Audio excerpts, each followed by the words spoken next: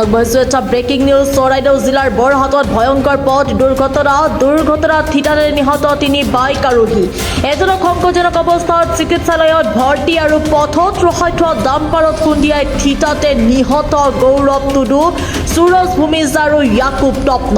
বৰহাটৰ ধনেখনা চাহ বাগিচা তিনিআলিত সোমবাৰে নিশা সংঘটিত হৈছে এই ভয়ংকৰ দুৰ্ঘটনাটো। আমি পুনৰবাৰ জনাবলৈ চেষ্টা কৰিছোঁ। চৰাইদেউ জিলাৰ বৰহাটত ভয়ংকৰ পথ দুৰ্ঘটনাত থিতাতে নিহত 3 বাইক আৰোহী।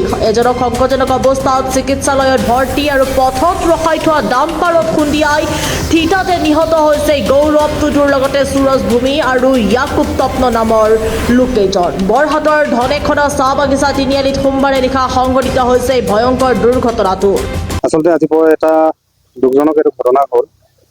প্ৰায় 9 বজাত এখন মালবাহী ডাম্পাৰ, আচলতে ডাম্পাৰখনৰ আমি কোনো ধৰণৰ পিছফালে লাইট বা আদি নম্বৰ প্লেট আকৌ দেখুওৱা নাই।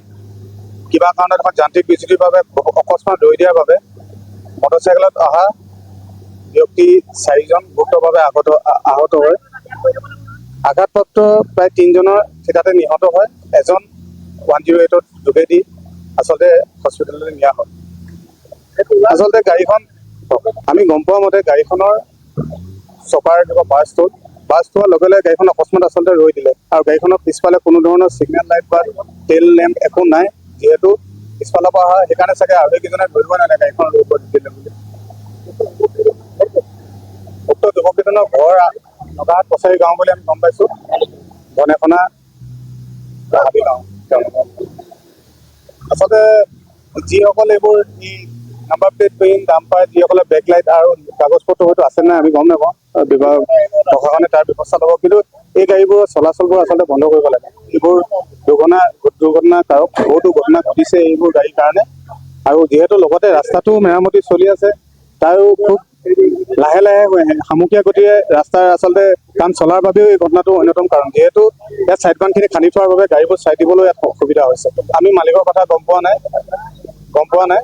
তেওঁলোক শিৱসাগৰৰ ক'ৰবাৰ গাড়ী বুলি শুনিছোঁ, আমি গম পোৱা নাই। সোণাৰীৰ পৰা অভিজিত ভূঞাৰ ৰিপৰ্ট, প্ৰাতঃ টাইম ডিজিটেল।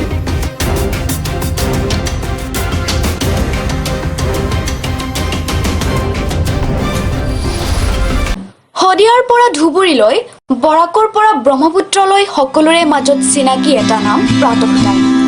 থলুৱা ভাষা, কৃষ্টি আৰু সত্য বাতৰিৰ আধাৰত প্ৰতিষ্ঠিত খবৰ প্ৰাতঃ টাইমৰ প্ৰতিটো বা বাতৰি পুংখানুপুংখভাৱে চাবলৈ Facebook, YouTube, website, Twitter, Instagram আৰু ব্লগাৰ পেজত লাইক আৰু ফ'ল' কৰক।